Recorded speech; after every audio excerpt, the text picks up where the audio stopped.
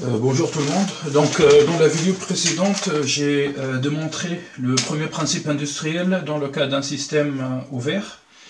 Donc, aujourd'hui, je passe à la deuxième question de l'épreuve du physique C, ou bien l'épreuve de la thermodynamique industrielle pour les classes préparatoires PT. Et je vous rappelle que on est en train de travailler l'épreuve de 2014. Donc, la deuxième question, la première application du premier principe des systèmes ouverts en régime permanent concerne le fonctionnement de la tuyère, conduite calorifugée de section variable qui ne contient pas de paroi mobile. Donc, la question, c'est établir l'expression de la vitesse CS de l'écoulement à la sortie de la tuyère, donc sachant que la vitesse d'entrée est négligée. Donc l'idée ici est d'appliquer le premier principe industriel. Donc, ici la deuxième question. Donc, delta H plus delta EC plus delta EP est égal à WI, le travail utile massique plus la chaleur massique. Donc, tout d'abord, la conduite est calorifugée. Alors, la transformation est adiabatique, puisque la transformation s'effectue sans échange de chaleur. Alors la transformation est adiabatique.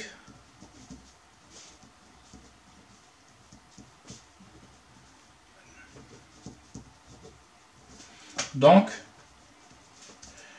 Q est égal à 0. Ok.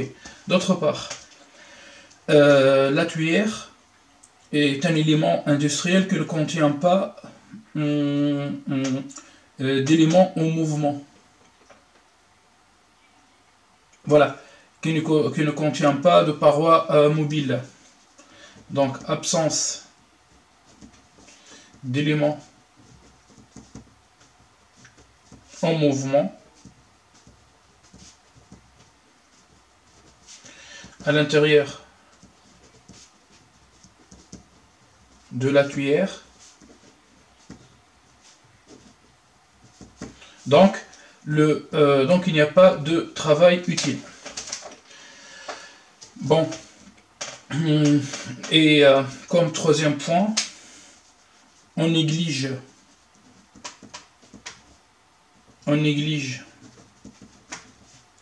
la variation de l'énergie potentielle. Oui, en fait, c'est une énergie potentielle de pesanteur, puisqu'on considère que l'écoulement s'effectue à une même altitude. On néglige la variation de l'énergie potentielle, puisqu'on néglige la variation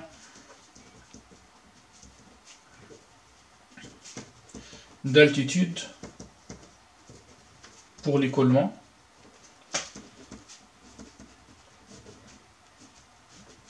Alors, delta EP est égal à 0.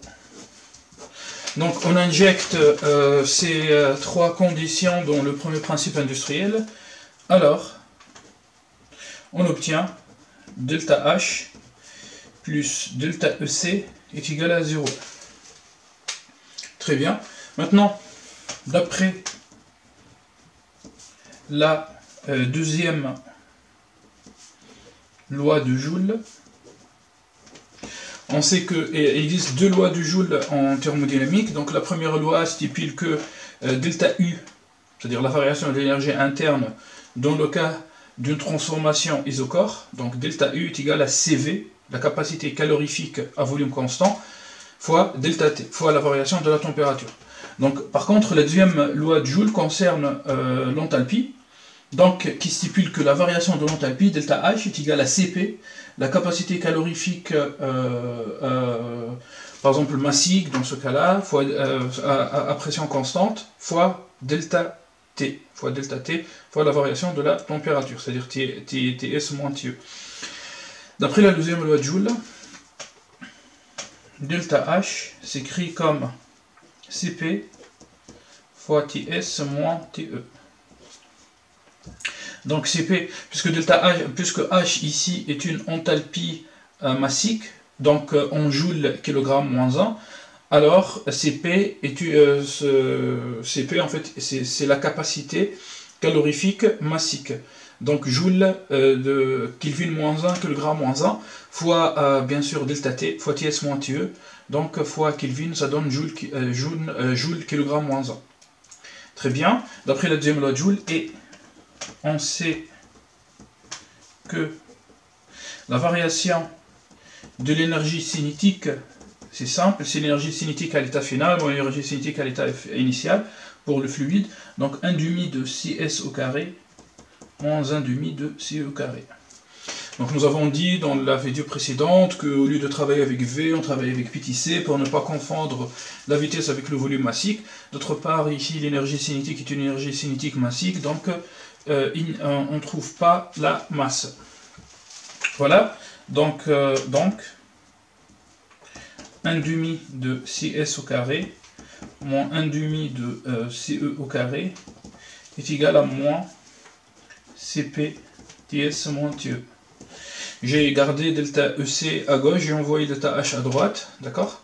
Maintenant, Cs s'écrit comme Cp, la capacité calorifique massique à pression constante, moins Ts plus Te,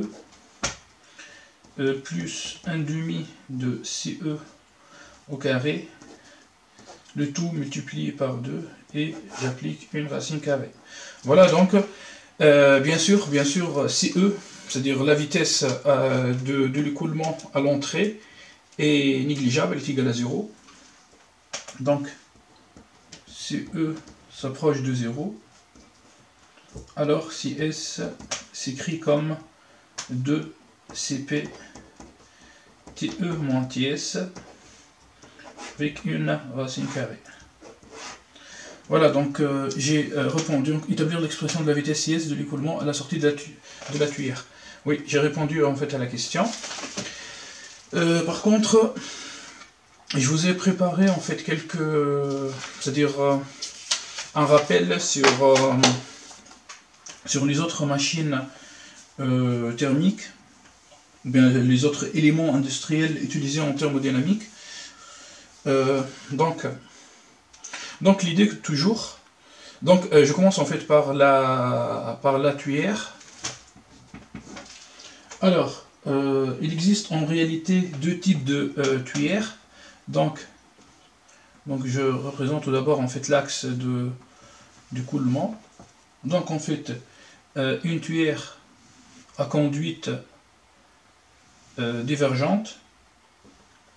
Donc voilà la surface d'entrée. Bon, je veux adopter. Donc voilà en fait la section d'entrée. Voilà la section de sortie. Donc on remarque que la section de sortie est plus grande que celle d'entrée. Et ok, d'accord. Donc là, on définit ce qu'on appelle une tuyère à conduite divergente. On l'appelle ce qu'on appelle aussi diffuseur, un diffuseur. Donc cette tuyère permet c'est-à-dire accepte un écoulement avec une grande vitesse et faible pression et le transforme en un écoulement à faible vitesse et grande pression. Sinon, il existe en fait les tuyères à conduite convergente, donc utilisées en fait dans notre turboréacteur. Donc voilà en fait notre tuyère. c'est-à-dire si on regarde la figure F3, et donc c'est l'élément qui se trouve entre l'étape 4 et 5.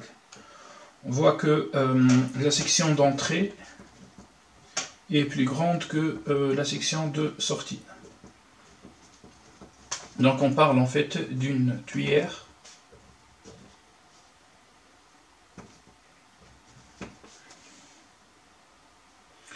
à conduite convergente. Voilà, donc je représente le sens du coulement.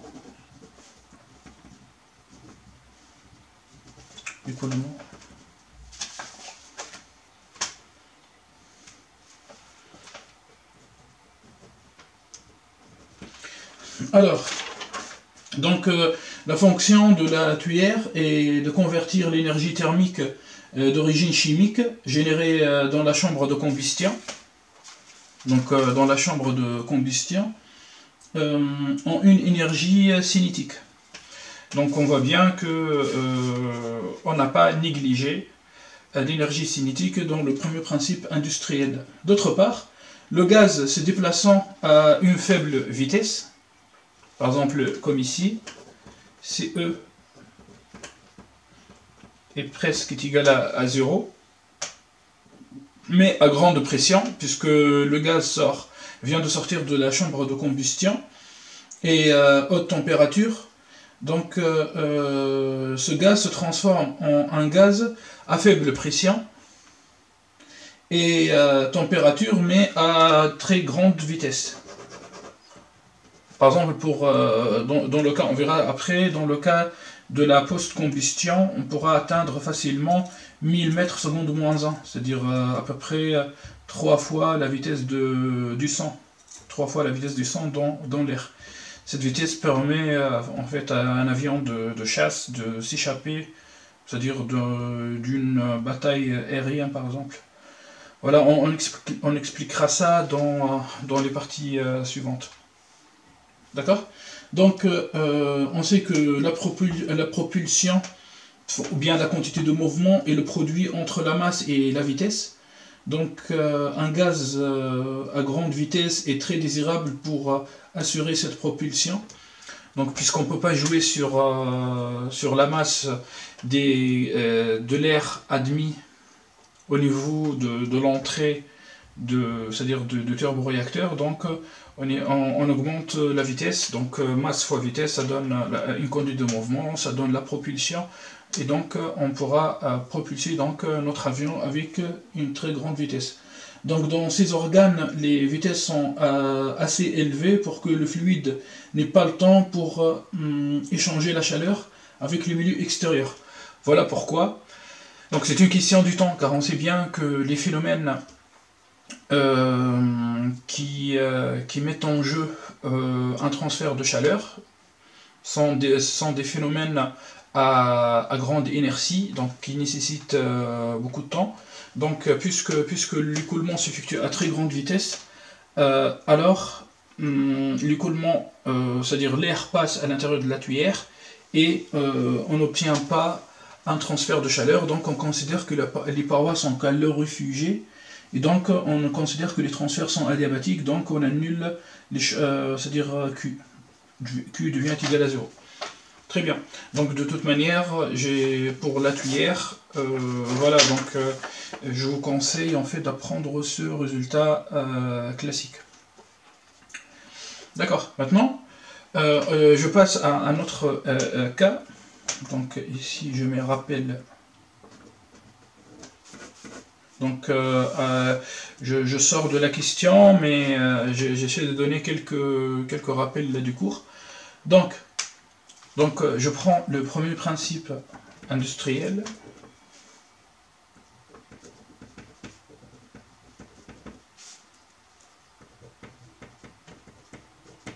Et premier cas.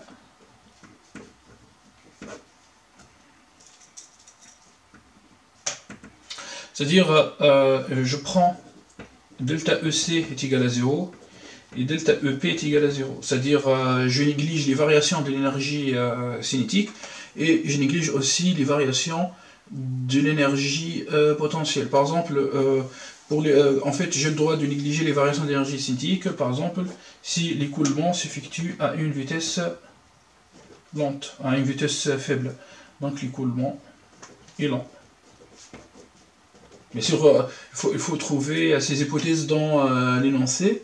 Et delta EP est égal à 0, donc sans variation d'altitude. Donc on néglige la variation d'altitude.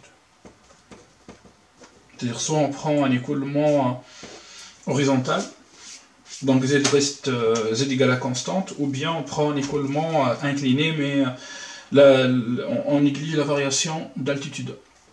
Donc dans ce cas-là, quand j'injecte delta EC égale 0, delta EP égale 0 dans le principe industriel, j'obtiens delta H est égal à WI plus Q. Donc souvent, on trouve cette relation dans les compresseurs, les détendeurs et les chambres de combustion.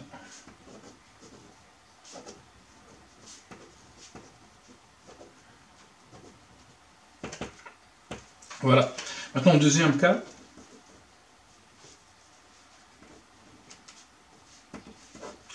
Donc, on néglige uniquement la variation de l'énergie potentielle. Donc, si les parois sont calorifugées,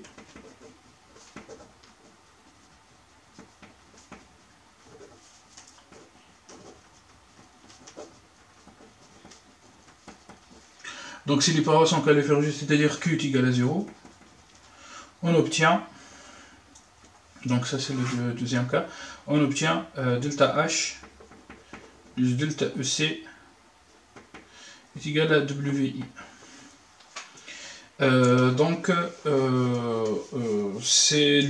Voilà, on obtient en fait cette expression dans le cas d'un moteur à turbine.